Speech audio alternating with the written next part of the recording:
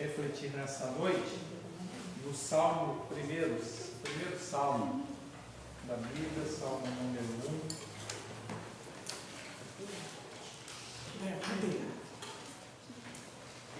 O título dessa meditação é Como Viver a Vida Enraizada na Abundância de Deus. Como viver a vida enraizada na abundância de Deus?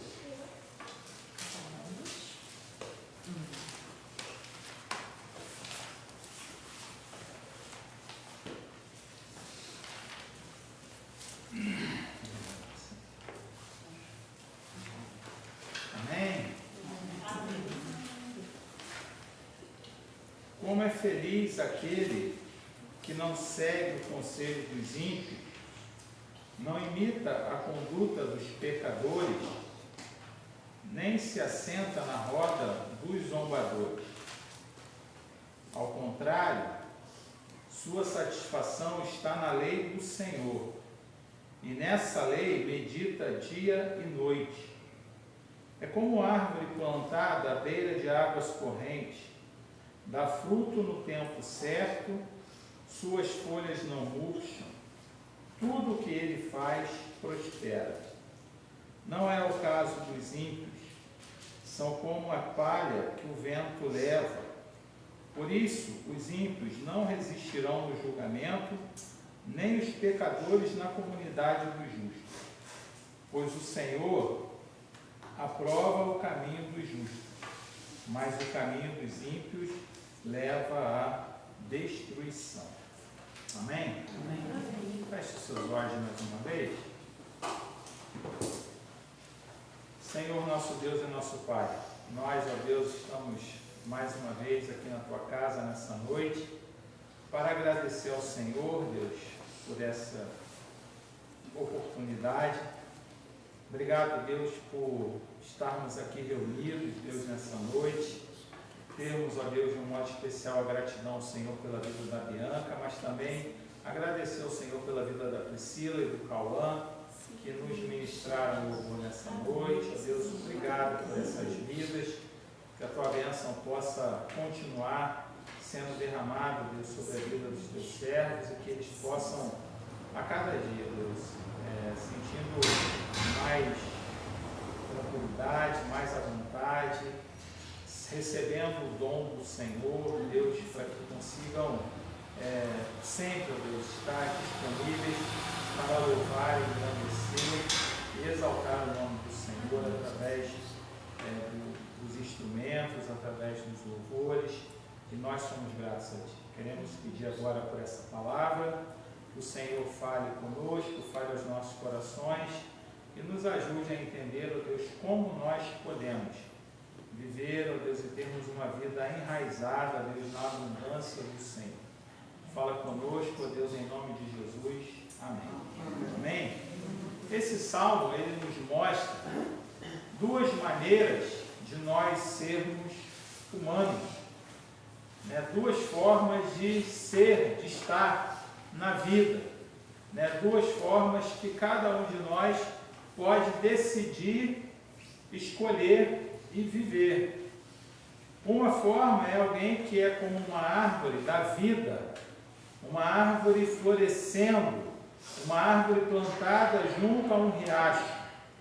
A gente, aqui em Petrópolis, tem aqui, né, a Barão do Rio Branco, a Avenida Barão do Rio Branco, e ali, né, tem o rio que corta ali a avenida, e ao lado de cada margem tem uma série de árvores ali, né? Então, a gente percebe que as árvores plantadas juntos aos rios, aos riachos, são árvores frondosas, árvores, né, fortes, porque tem alimento em abundância, tem água em abundância ali, né, por estar tão próximo à margem do rio.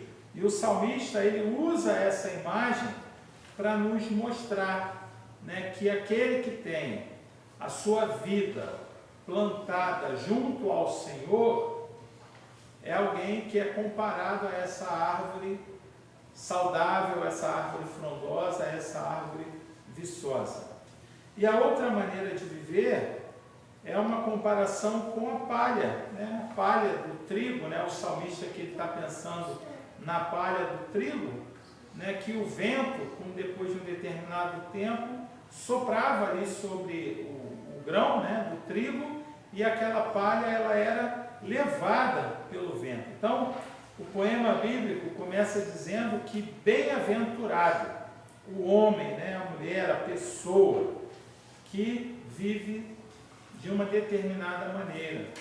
E a primeira coisa que a gente vai refletir é sobre o que significa ser bem-aventurado. Né? A minha versão, por exemplo, diz como é feliz.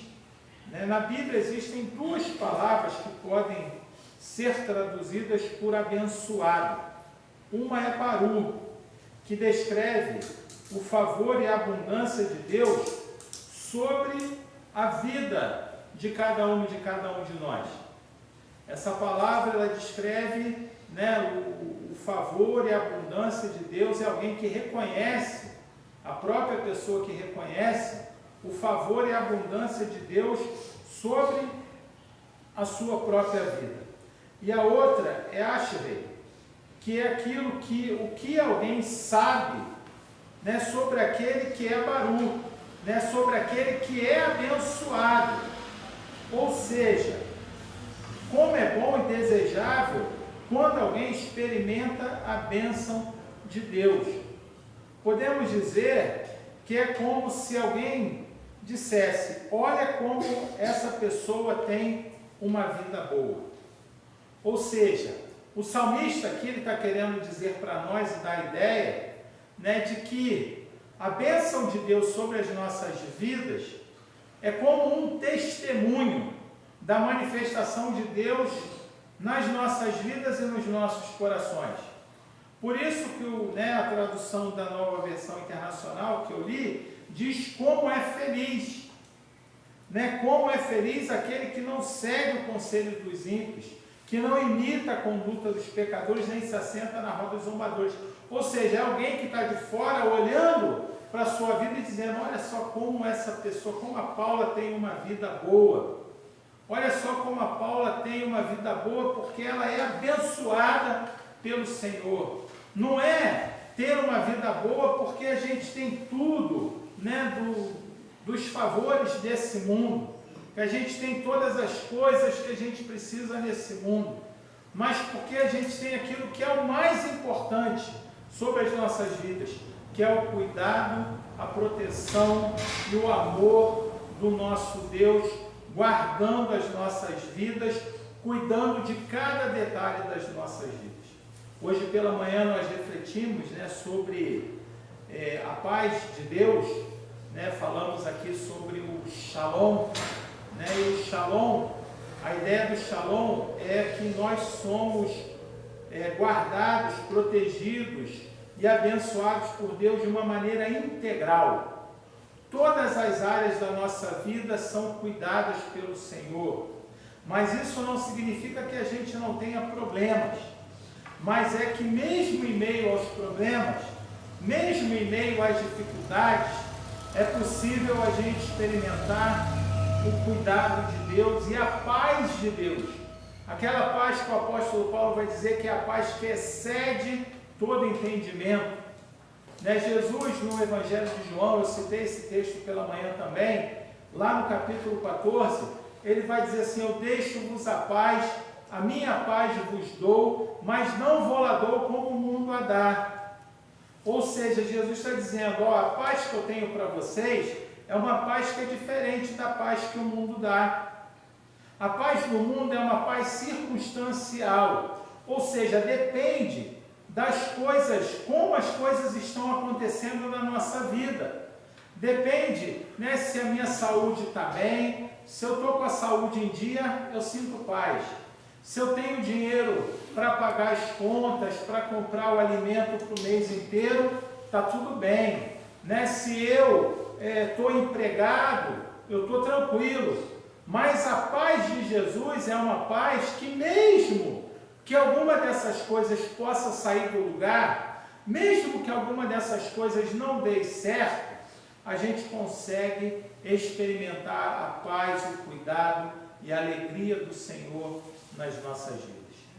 E ao conseguirmos experimentar essa paz, as pessoas que estão à nossa volta, elas olham para nós e elas conseguem perceber a graça, o cuidado, o favor do Senhor sobre as nossas vidas. E elas conseguem dizer, né, olha como essa pessoa, ela é abençoada por Deus. Não por causa daquilo que ela tem, mas por causa da presença do Senhor sobre a sua vida, conduzindo, guardando e fazendo caminhar e avançar cada dia da sua vida. Amém? Amém. Essa vida boa, segundo o texto que nós lemos, ela depende de 3 escolhas que o salmista está mostrando para a gente, né, que o salmista deseja nos comunicar.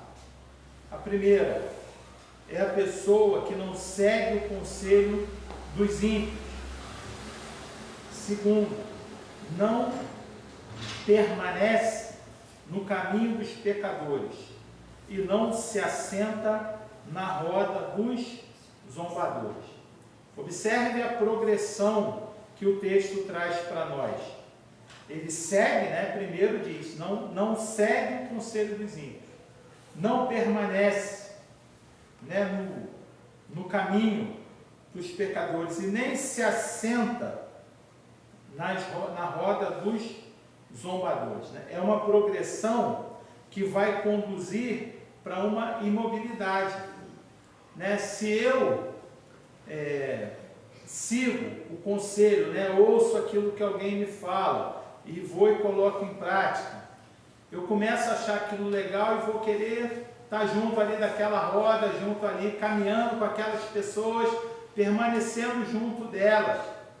E o terceiro passo é que daqui a pouco eu vou estar lá sentado, fixo ali no meio daquelas pessoas, no meio daquela vida. Então, é uma progressão que vai nos conduzir para uma imobilidade, para a gente ficar ali parado junto, né, desse grupo de pessoas. São 3 maneiras de ser humano, de sermos humanos, onde nós podemos ficar presos, que pode nos aprisionar, pode nos tornar reféns, né, desse jeito de viver. Os ímpios são aqueles que têm uma visão moral invertida. Né? O ímpio é aquele que valoriza o errado, valoriza aquilo que é mal e despreza o bem, despreza aquilo que é certo, aquilo que é correto. O pecador significa, né? O pecador significa perdermos o alvo de Deus, né? Perder o alvo de Deus. E qual é o maior objetivo de Deus para as nossas vidas? Que nós possamos amá-lo sobre todas as coisas e amarmos o próximo como a nós mesmos, né? Como a si mesmo. E por último, os zombadores, que são aqueles que não conseguem apreciar a bondade nem a beleza, são tão aborrecidos que não conseguem olhar para quem é diferente deles, mas olham apenas para quem é parecido consigo mesmo, desprezando-os. Isto nos faz parar, né, e meditar como as nossas escolhas nos moldam ao longo do tempo. Né? Se eu sigo, permaneço nesse caminho e me assento com essas pessoas, daqui a pouco eu vou estar sendo mais um como elas. Né? Já diziam, né, que as más conversações, né, corrompem os bons costumes, não é isso? E aí, a minha mãe dizia, né, quem se junta com o porco, farelo come. Né? Ela já me dizia isso lá há muito tempo. Né?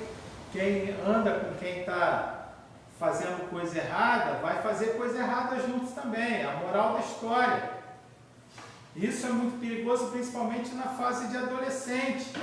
Porque na adolescência, gente, né, o adolescente, ele tem uma necessidade de aceitação, de autoafirmação ali no meio do grupo. E se você, adolescente, não tiver firmado no Senhor, não tiver convicção, não tiver certo, né, das escolhas que você deve fazer para que você possa ter uma vida boa, você pode acabar sendo levado a se desviar aí daquilo que o Senhor tem proposto para a tua vida, né? Então, muito mais do que querer a aprovação das pessoas, é importante que a gente deseje a aprovação do Senhor sobre as nossas vidas. Amém? Né? A gente, às vezes, né, nós adultos, passamos aí, sofremos tentações também, né, no trabalho, né? Quantas vezes as pessoas tentam nos corromper de alguma forma, né, para que a gente acabe fazendo alguma coisa errada ali no ambiente de trabalho, né, burlando ali alguma regra do trabalho, alguma coisa da vida, né, na faculdade, na escola, né, colar para fazer as provas, né, mas a gente não precisa disso, a gente deve contar sempre com o cuidado de Deus, a provisão de Deus sobre as nossas vidas, e nós devemos crer que tudo aquilo de bom que a gente faz, o Senhor, né, como nós vimos hoje, lá na bênção de Arão, né, quando o Moisés, né, orientado pelo Senhor, da maneira como ele deveria abençoar os israelitas, o Senhor diz para eles, né, que o Senhor faça resplandecer sobre ti o seu rosto, né, que o seu rosto, né, possa estar continuamente diante de ti e te dê a paz. Né, isso aí, o Moisés está querendo nos dizer, o Senhor estava querendo dizer que o olhar bondoso, cuidadoso e amoroso dele está continuamente sobre as nossas vidas. Nós somos constantemente alvos, né, da graça, do cuidado e do amor do Senhor. Hoje pela manhã eu terminei falando, né, que aquele trecho lá do Salmo 23, o último versículo, que tem até uma canção que nós temos cantado agora muito, né, que é a bondade de Deus, que diz que, o salmista diz que certamente a bondade e a misericórdia do Senhor me seguirão todos os dias até o fim das nossas vidas, até o fim, né, o salmista, até o fim da minha vida. E no original, a ideia, né, do que as bênçãos do Senhor, a bondade do Senhor me seguirá, a ideia ali do texto é uma coisa muito mais profunda. A ideia de que a bênção de Deus vai nos perseguir. É uma coisa intencional. Não é porque a gente está andando e Deus está vindo junto com a gente, porque a gente está fazendo coisa certa. Mas é a ideia de que, independente da situação, a bondade de Deus, o cuidado de Deus, o favor de Deus, a graça de Deus, a misericórdia de Deus, ela vai nos perseguir de uma forma intencional, guardando-nos, cuidando das nossas vidas, nos abençoando e nos chamando ao arrependimento quando isso for necessário. Porque a bondade de Deus, ela é infinita. A sua misericórdia, ela é maravilhosa. O amor de Deus, a Bíblia diz que não há nada que possa nos separar do amor de Deus. Nada nos separa do amor de Deus. Eu posso até me afastar desse amor. Eu posso até achar que eu não sou digno desse amor e não querer buscar por ele. Mas o amor do Senhor, o cuidado do Senhor, a bênção dele, ela nos persegue, independente da maneira como as nossas vidas elas se encontrarem. Então, isso nos faz parar para meditar como as nossas escolhas nos moldam ao longo do tempo. Então, vejamos o que nos diz o verso de número 2. O verso de número 2 diz assim, né? Primeiro ele diz que aquele que é abençoado pelo Senhor não segue, né, o conselho dos ímpios, não imita a conduta dos pecadores e nem se assenta na roda dos escarnecedores. Mas ele vai dizer no verso 2, ao contrário, a sua satisfação, o seu prazer, a sua alegria está na lei do Senhor. E nessa lei medita dia e noite. Então, a sua satisfação está na instrução do Senhor. A sua satisfação está na lei do Senhor. A sua satisfação, a sua alegria está no ensino, da palavra de Deus, no ensino da sabedoria de Deus. Então, a sua satisfação está na instrução do Senhor, e nessa instrução ele medita de dia e de noite. A pessoa medita naquilo que satisfaz. Quanto mais medita, mais satisfeita fica. Viram como é que é diferente o ciclo?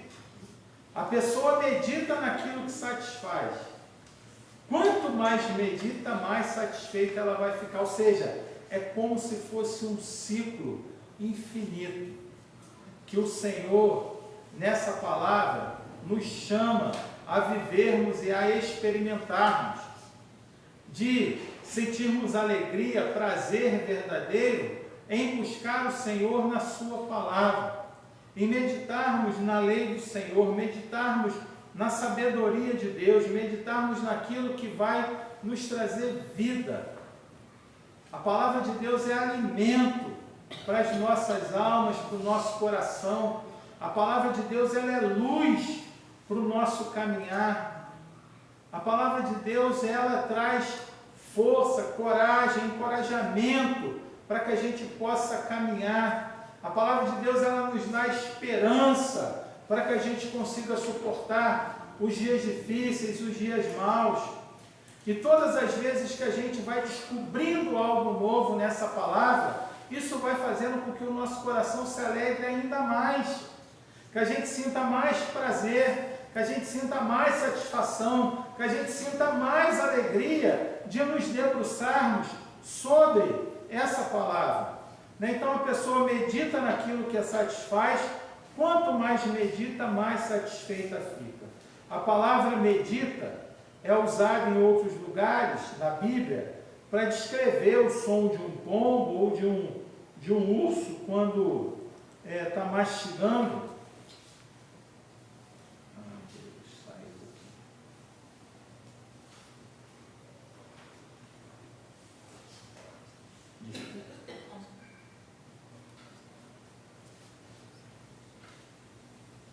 Ou de um urso quando está mastigando a sua comida, mas para nós humanos significa recitar as palavras das Escrituras em voz baixa, ou a sua mente parar e focar a sua atenção para que essas palavras façam parte da sua vida.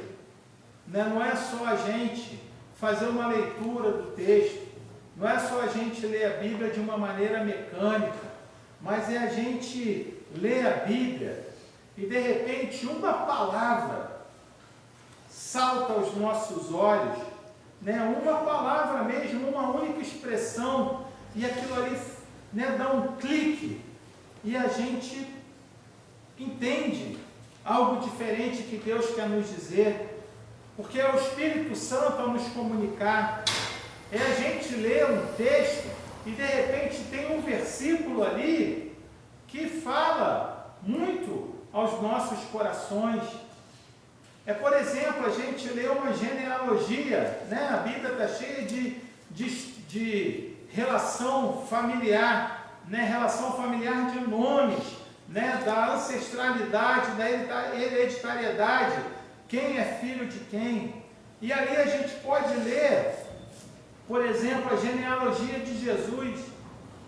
E ali na genealogia de Jesus a gente vai encontrar pessoas que não eram bem vistas pela sociedade, pessoas que erraram, cometeram seus pecados, as suas falhas, mas de alguma forma foram incluídas na genealogia de Jesus. Tem lá a história, por exemplo, Ruth, né? Boaz, a sua nora Noemi, né? Noemi, né? Teve lá, se relacionou com Boaz e teve um filho.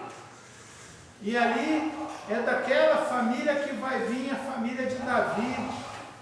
A gente vê que, por exemplo, a prostituta Raabe, que ajudou o povo quando o povo estava entrando em Jericó, estava entrando em Canaã, na primeira cidade, a gente vê que o nome de Raabe está lá na genealogia de Jesus. E isso edifica, né? Faz a gente perceber alguma coisa diferente. Hoje eu estava lendo um salmo e um versículo do salmo saltou aos meus olhos, né? O salmo de número 19, o verso 13, diz assim: também guarda o teu servo dos pecados intencionais, que eles não me dominem. E quando eu vi isso aqui, isso veio como uma flecha no meu coração, algo que me tocou profundamente. Porque a gente sabe que tem coisas na nossa vida que às vezes a gente se acostuma e a gente acaba fazendo, né, de uma maneira intencional, de uma maneira pensada. Mas a gente pode pedir ao Senhor que Ele nos ajude a lidar com essas coisas, com essas circunstâncias. Então, meditar na palavra do Senhor é a gente conseguir refletir sobre o que essa palavra nos diz, para que essa palavra ela possa fazer parte da nossa vida. Porque esse é o caminho para a boa vida dada por Deus. É agindo dessa forma que nós conseguiremos testemunhar do cuidado e da bênção de Deus sobre as nossas vidas. Não é pelo carro que a gente anda, ou a roupa que a gente tem, a casa que a gente mora, né, o aparelho de telefone que tem, né, o número de seguidores na rede social. Não é por isso que as pessoas vão ver a bênção e o cuidado de Deus sobre as nossas vidas. As pessoas verão o cuidado de Deus na nossa vida quando a gente conseguir viver da mesma maneira como Deus vive. Viver da mesma maneira como Jesus nos chamou para que nós pudéssemos viver. Então, no início do Salmo, havia um plantar a si mesmo, né, que leva à ruína. Né? O que é o plantar a si mesmo? Seguir o conselho dos ímpios, imitar a conduta de pecadores, se assentar na roda dos escarnecedores, dos zombadores, né? Ou seja, plantar, porque eu disse que isso nos leva à imobilidade, nos leva a ficarmos plantados ali no meio daquele grupo, no meio dessas situações.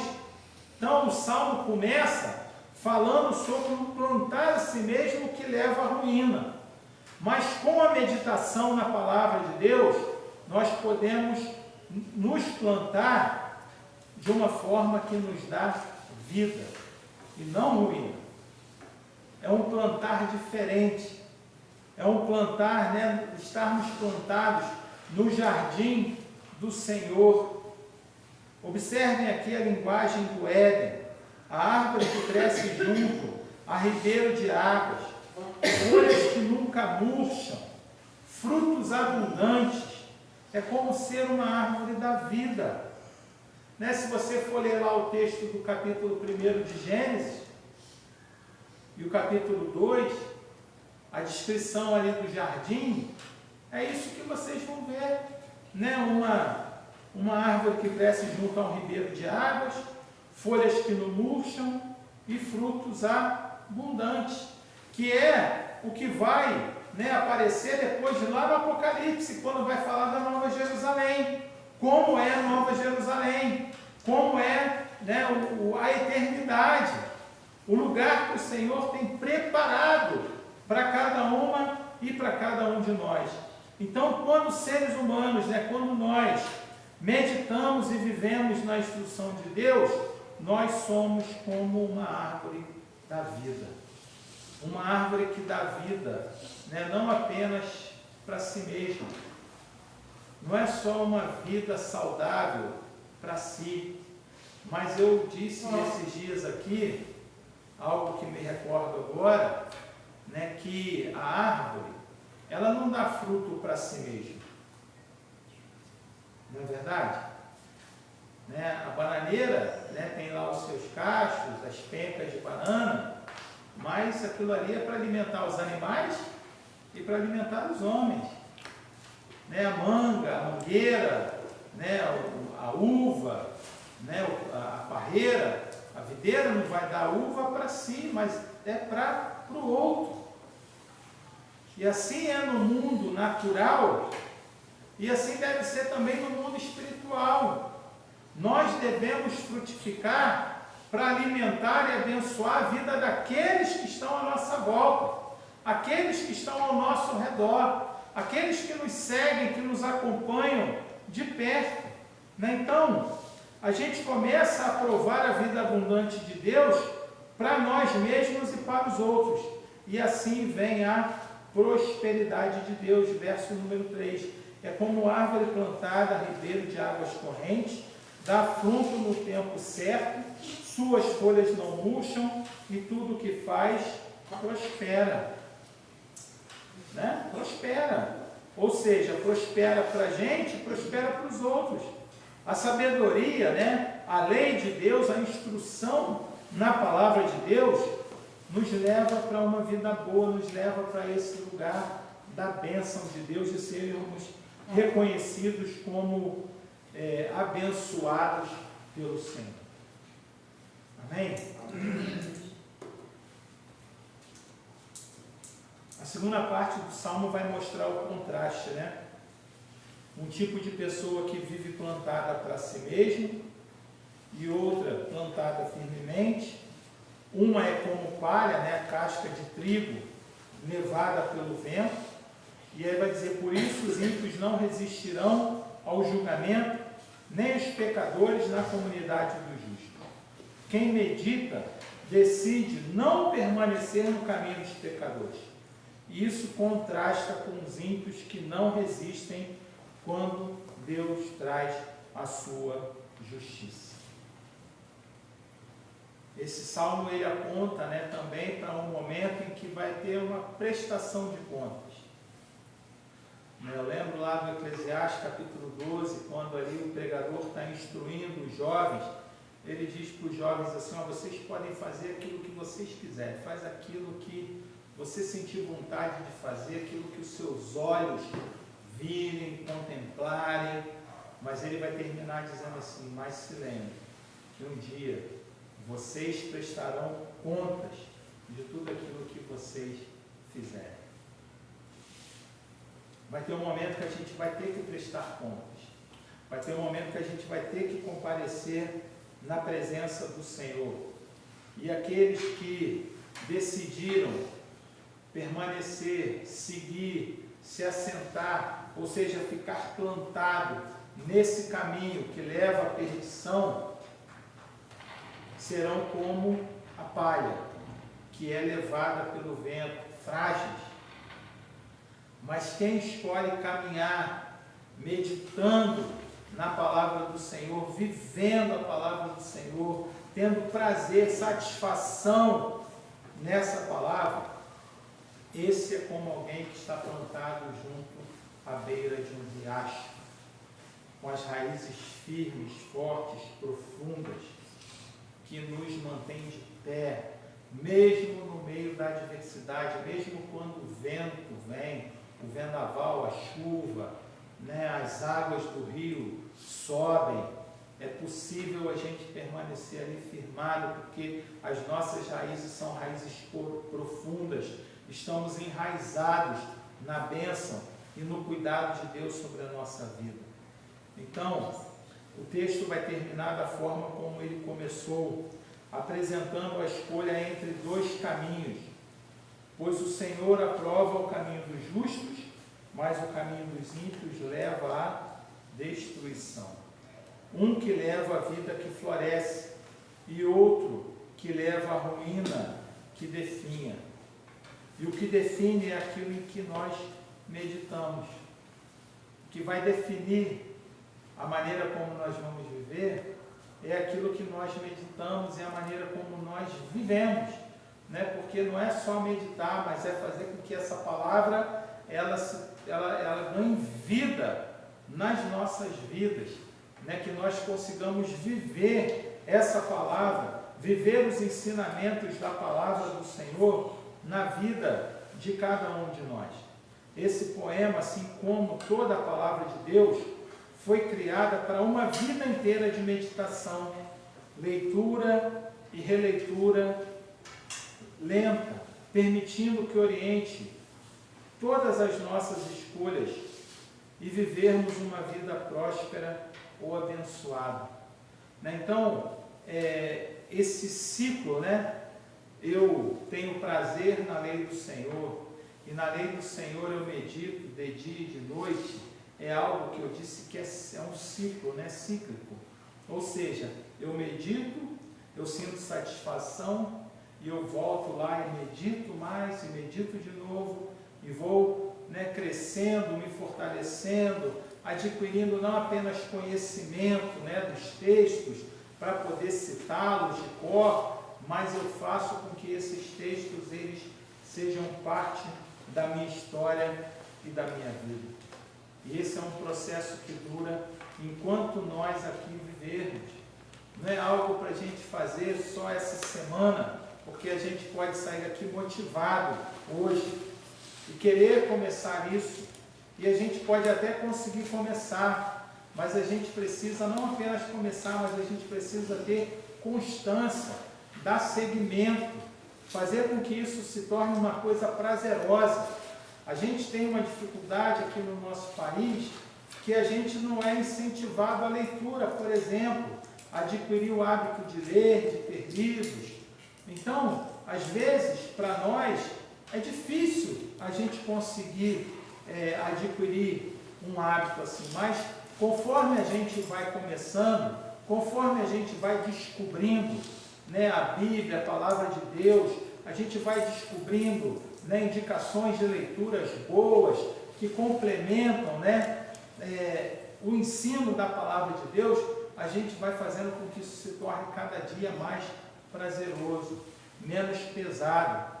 Então, a gente deve, né, pedir ao Senhor, buscar ao Senhor, pedindo a Ele que nos dê, que a gente consiga experimentar verdadeiramente essa alegria, essa satisfação de estarmos meditando na Sua Palavra de dia e de noite.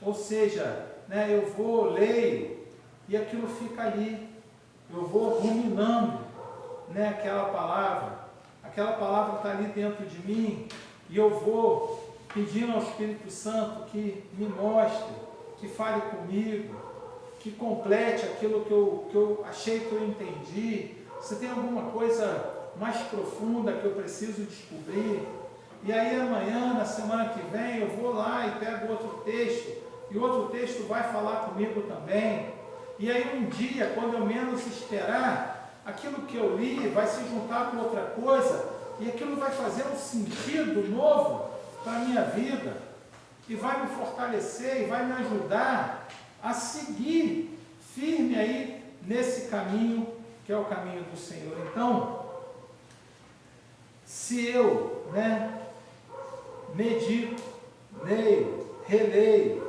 permito que essas leituras, essa meditação oriente as minhas escolhas, eu vou conseguir viver uma vida próspera, uma vida abençoada. E aqueles que nos virem, aqueles que olharem para nós, dirão: ali vai um abençoado, uma abençoada do Senhor. Ali vai alguém que é feliz, né? Como o salmista começa: como é feliz aquele que não segue o conselho dos ímpios. Né? Porque muitas vezes, né, durante muito tempo, ser crente era sinônimo, né, de alguém fechado, sisudo, né? Pessoa séria. Mas a gente não precisa, né, demonstrar que nós somos crentes só por isso. Né? Você não precisa ser sisudo. A gente pode rir, pode né, se relacionar, pode, né, porque a palavra diz que a alegria do Senhor é a nossa força. Né? Então é a alegria do Senhor que deve encher o nosso coração. E para a alegria do Senhor encher o nosso coração, a gente precisa estar cheio da palavra dEle, cheio do Espírito dEle. E certamente isso será notado, será percebido por todos aqueles e aquelas que nos cercam. Amém? Amém? Vamos orar mais uma vez?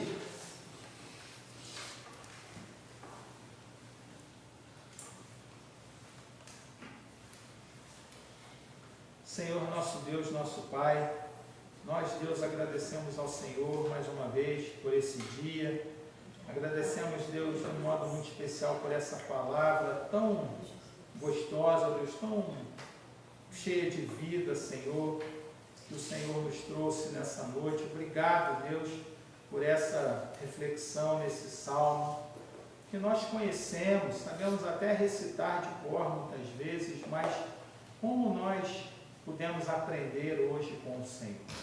E nós, Deus, queremos entregar as nossas vidas nas Tuas mãos e Te pedir, Deus, que sejamos aqueles e aquelas, ó Deus, que verdadeiramente mostram ao mundo como são abençoados e abençoadas por causa do Senhor. Por causa, ó Deus, do seguir a Tua instrução, seguir, ó Deus, a Tua orientação. E, ó Deus, o quanto é satisfatório, o quanto isso é prazeroso, Deus, podermos viver assim, dessa maneira. Pai, nós nos alegramos em Ti, agradecemos ao Senhor, te exaltamos, ó Deus, por isso, pedimos que nós verdadeiramente consigamos, ó Deus, sermos daqueles e daquelas que meditam verdadeiramente na palavra do Senhor. Ó Deus, que o meditar na Tua palavra seja um prazer realmente para cada um e para cada um de nós. Ouve, ó Deus, a nossa oração, que fazemos no nome de Jesus, nosso Senhor. Amém. Amém. Que a graça maravilhosa do nosso Senhor e Salvador Jesus Cristo, o amor de Deus, o nosso Pai, e que as ricas e eternas consolações do Espírito Santo do Senhor sejam sobre a igreja do Senhor reunida aqui e sobre a igreja do Senhor espalhada por toda a terra. Amém? Deus abençoe.